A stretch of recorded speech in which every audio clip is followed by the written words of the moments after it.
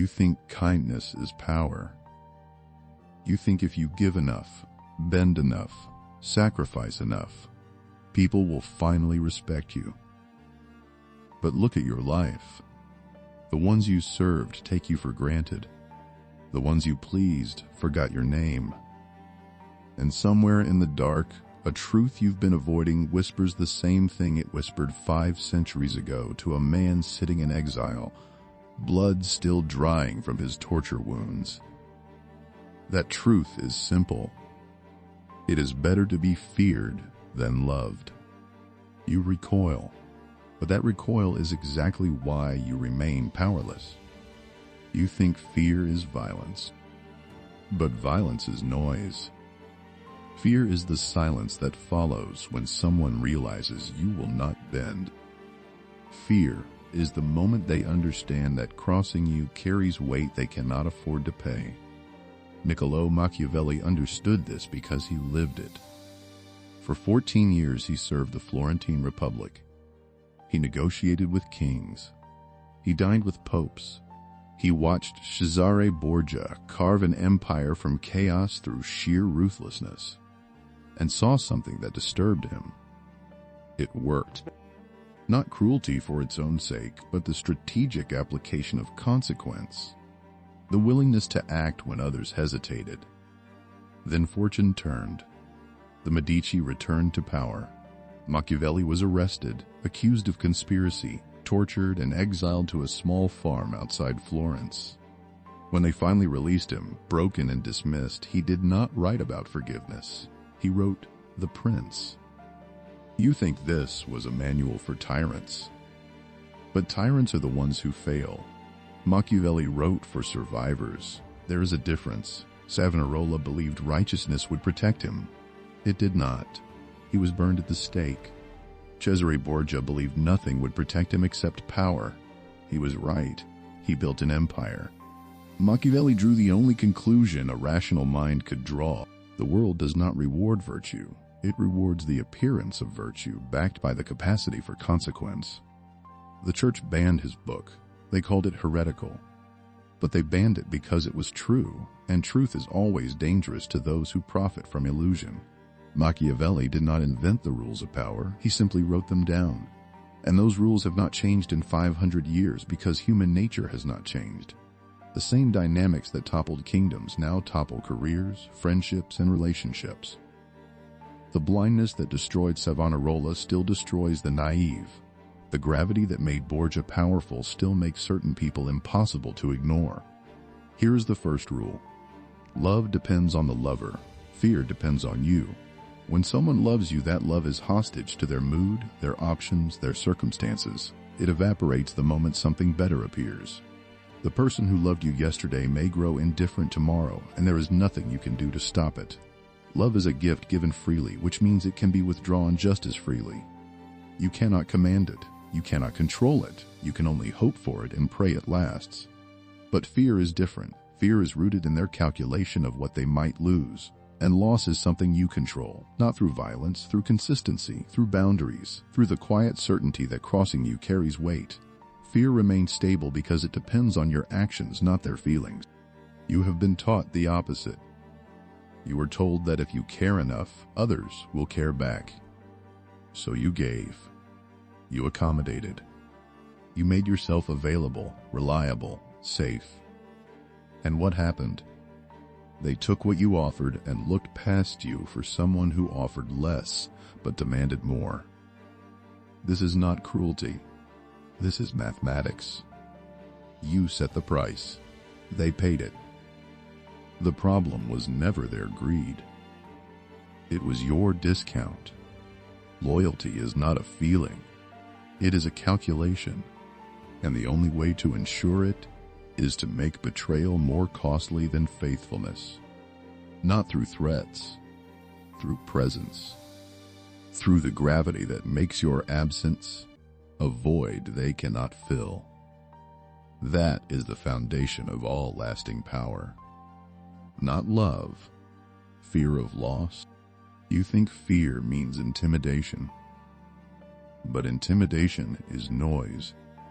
Calibrated fear is the quiet certainty that you cannot be taken for granted.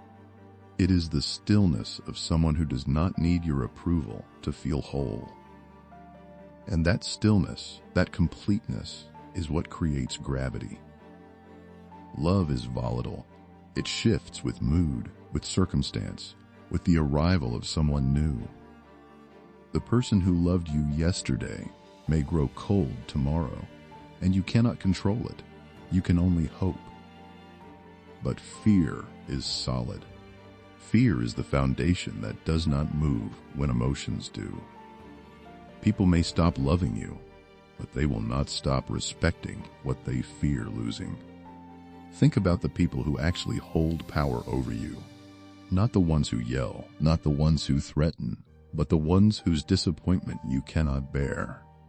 The ones whose silence makes you scramble. They never raise their voice because something in their presence tells you they do not need to. That is calibrated fear. Not the fear of pain, but the fear of losing access to something you have come to value. The fear of becoming irrelevant in their eyes. You think Machiavelli said to be cruel? He did not.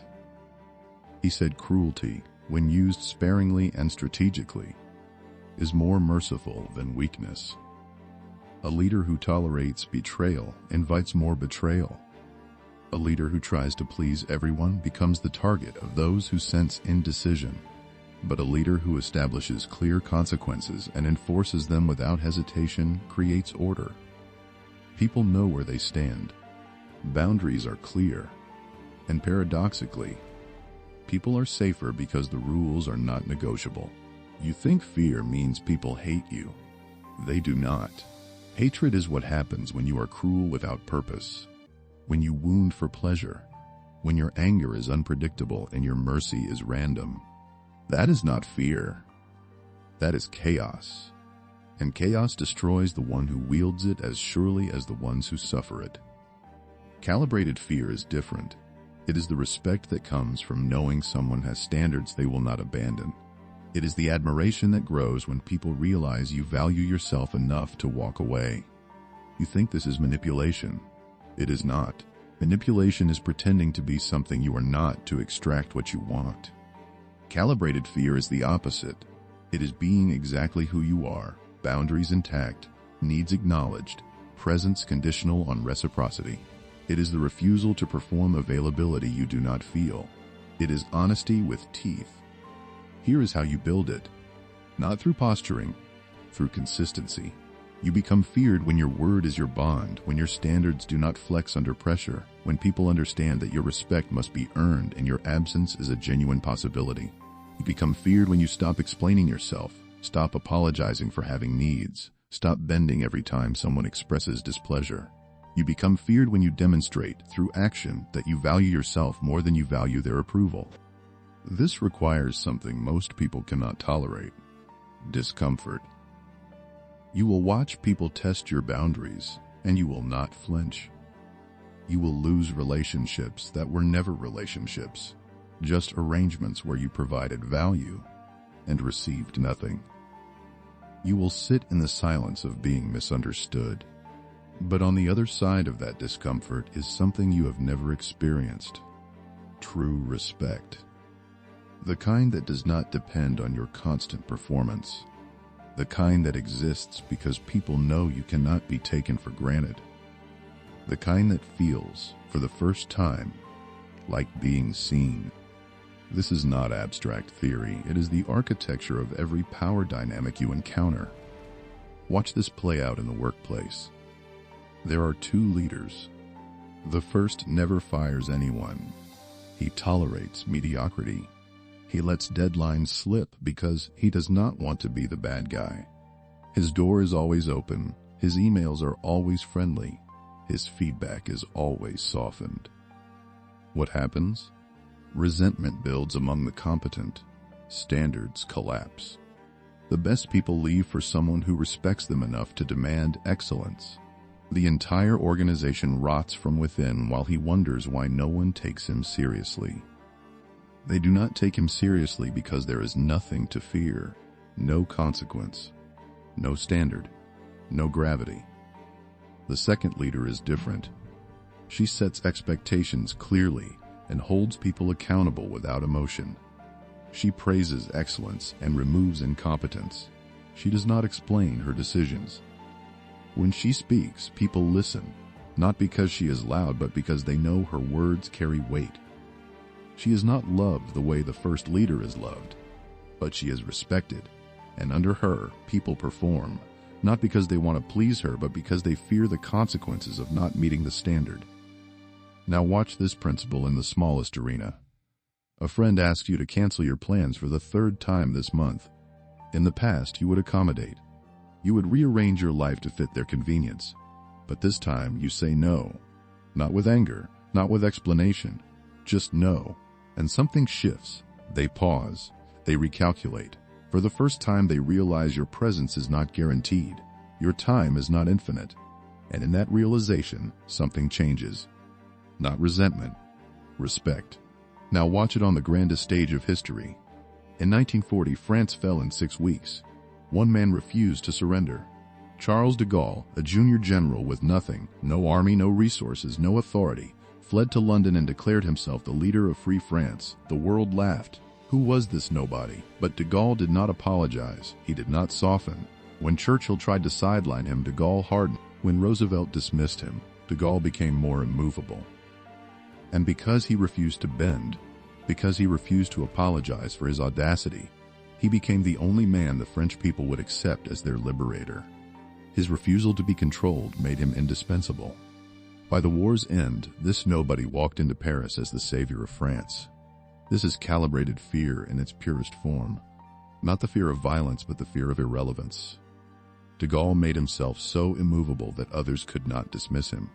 His absence would have changed the course of history, and because they feared that loss, they could not ignore him. Now watch it where it cuts deepest. 2 people are falling apart. One chases, one withdraws.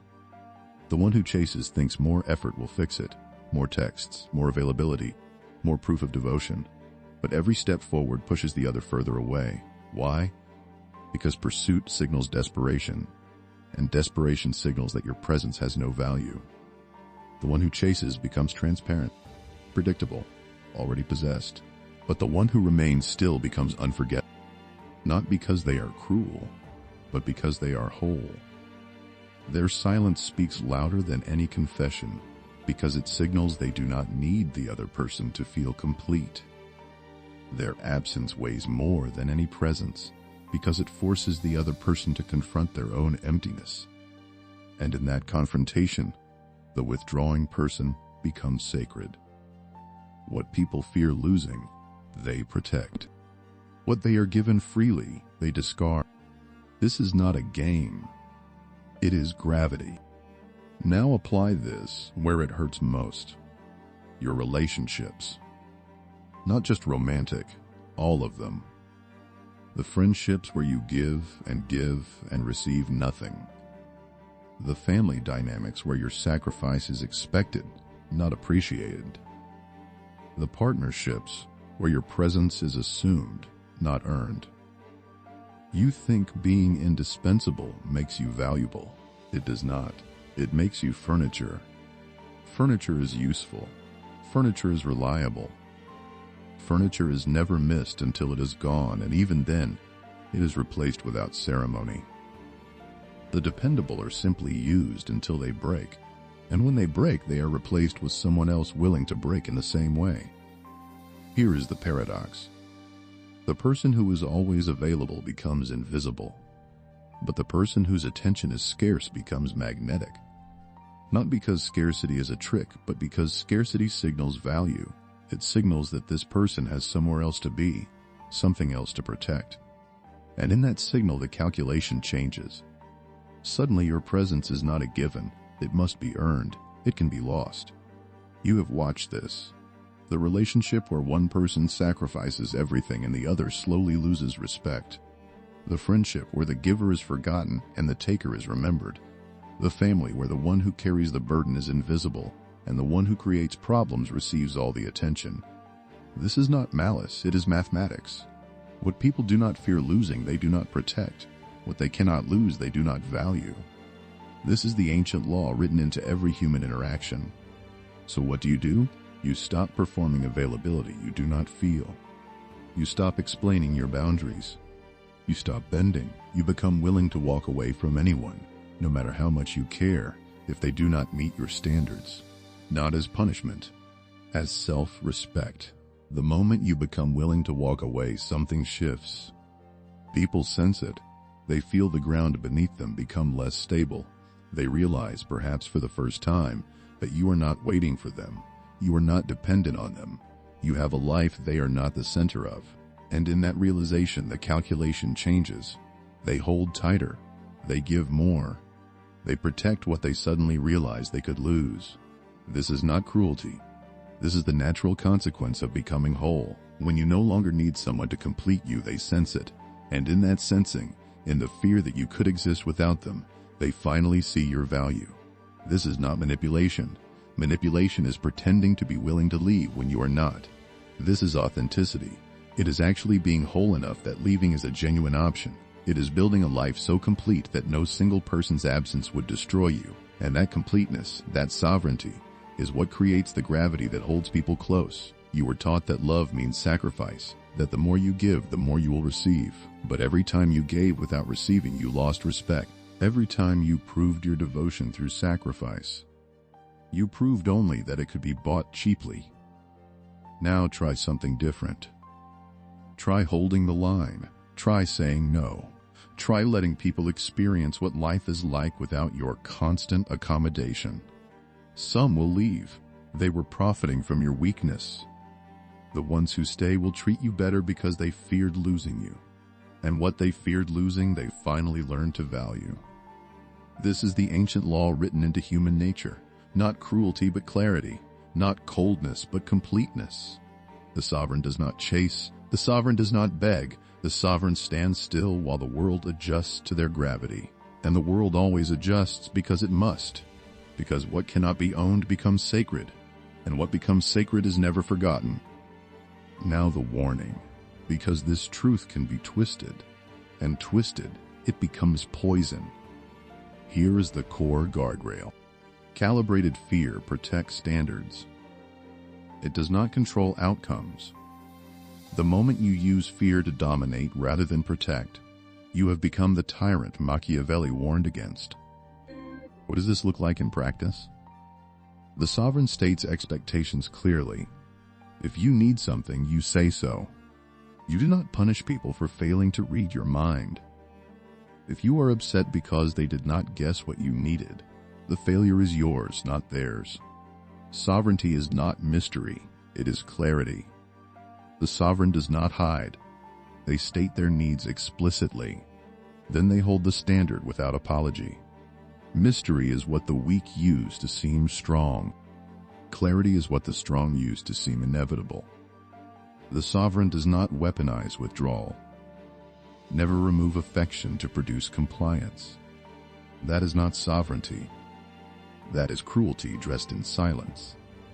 The goal is not to hurt, but to protect. If someone violates your boundary, you enforce the consequence. But you do not manufacture pain to control behavior. The sovereign does not confuse being difficult with being valuable. Difficult people without substance are simply avoided. Your value comes from what you offer, not what you withhold. Be generous with those who earn access. Be warm with those who respect boundaries. Be loyal to those who demonstrate loyalty. The fear you inspire is not about your coldness, but about your standards. Now watch for the signs that you have crossed the line. If your fear requires constant reinforcement, it is not fear, it is terror. If your boundaries shift with your mood, they are not boundaries, they are traps. If your willingness to walk away is a threat you wield rather than a truth about your self-respect, it is manipulation. The sovereign does not need to remind people to fear them. Consistency does the work. Standards are known. Consequences are predictable. There is no chaos, no guessing, no walking on eggshells. People know where they stand, and that clarity, that predictability is what separates power from abuse. People fear disappointing the sovereign because the sovereign's approval means something. People fear losing the sovereign because the sovereign's presence adds value. This is not the fear of pain, it is the fear of unworthiness. And that fear, properly calibrated, elevates everyone it touches. There is a line between power and destruction, between being feared and being hated. Machiavelli knew this. He wrote that a prince must never be hated. Fear, he said, must exist without hatred. The moment you cross into hatred, your power becomes your cage. People tolerate a leader they fear. They destroy a leader they hate. The difference is not subtle. It is survival. There will be voices that call you selfish. They are the voices of those who profited from your selflessness. There will be accusations that you have changed. They are correct. You have. You have become someone who values themselves enough to require value in return. You are not becoming cold. You are becoming whole. You are not rejecting love. You are demanding it be given on terms that honor you. You are not building walls. You are building gates. And the gate opens only for those who have earned access through respect. The password is not spoken. It is demonstrated through how they treat you. Machiavelli did not write for monsters. He wrote for those who refuse to be victims. He wrote for those who know that the only respect worth having is the respect that exists because people fear what they would lose without you. 5 centuries ago, a tortured man wrote a truth the world tried to bury. You have spent your life trying to be loved, and it has left you exhausted and overlooked. But the person who could walk away without trembling is the one no one can ignore. Stop seeking approval. Build the kind of life where your absence is felt more than your presence. That is the only power that lasts.